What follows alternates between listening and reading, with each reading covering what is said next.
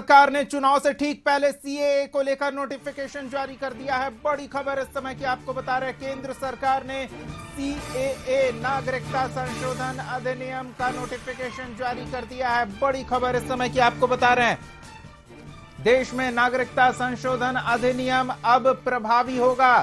3 देशों के अल्पसंख्यक शरणार्थी, जिनमें हिंदू, जैन, बौद्ध, पारसी और ईसाई शामिल हैं, ऐसे तमाम अल्पसंख्यक शरणार्थियों को अब भारतीय नागरिकता मिलने का रास्ता साफ हो चुका है। संपादक अशोक मिश्रा हमारे साथ जुड़े हुए हैं। अशोक जी, चुनाव से पहले सीएए का नोटिफिकेशन जारी कर केंद्र सरकार ने बड़ा निर्णय लिया है।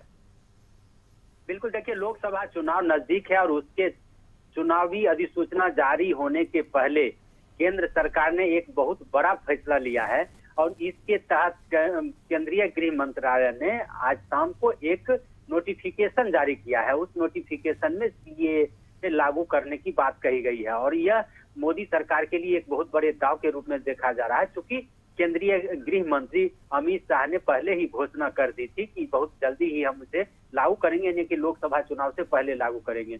और इससे एक बहुत बड़ा मैसेज गया है कि ये देश में नागरिकता संशोधन कानून है और 3 देशों के जो शरणार्थी हैं उनको अब यहाँ पे नागरिकता मिल जाएगी। यानी कि जो लंबे अरसे से बाहर से यहाँ पे आके रह रहे थे लेकिन उनको तो यहाँ की नागरिकता नहीं मिल पाई थी, तो उनको अब नागरिकता मिल पाएगी। और उसमें सिर्फ हिंदू ही नहीं, इसमें अन्य धर्म के लोग भी मानने वाले हैं। तो अभी तक वो शरणार्थी के रूप में अपना जीवन गुजर बसर कर रहे थे, अब वो विधिवत भारत के नागरिक होंगे। यानी कि भारतीय नागरिक को जो कोई भी सुविधा मिलती है उसके वो हकदार होंगे, यानी कि वो मतदान के हकदार होंगे और जो विकास के काम है उन विकास के कार्यों में भी उनकी भागीदारी होगी।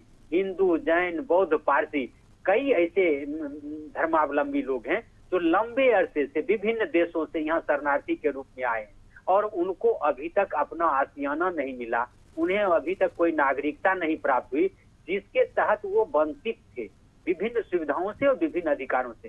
केंद्र सरकार ने ये एक बहुत बड़ा दांव खेला है और इस दांव का सिर्फ और सिर्फ मकसद यही है कि कहीं भी जो गैर हिंदू लोग हैं उनके ऊपर नकेल कसा जाए। और सबसे बड़ी बात है कि हिंदू के, या यूं कहिए कि अल्पसंख्यकों में वैसे लोग जिनको कहीं न कहीं अभी तक राजनीतिक सुविधाएं नहीं मिल पाई है, तो उन्हें वह राजनीतिक सुविधाएं मिल जाए।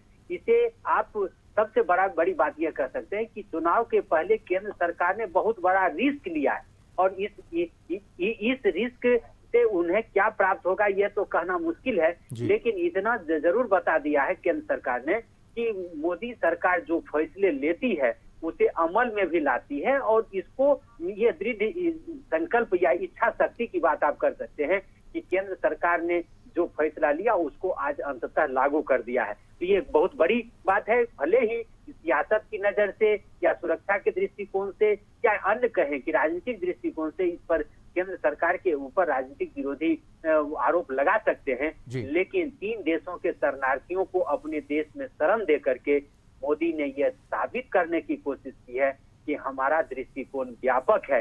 यानी कि जो लोग भी हमारे हैं वो किसी देश से आए हों, किसी कारण से आए हों, उनको हम अपने देश में जगह देंगे और यह एक बहुत बड़ा फैसला है। जी धन्यवाद अशोक जी, इस तमाम बातचीत और जानकारी के लिए।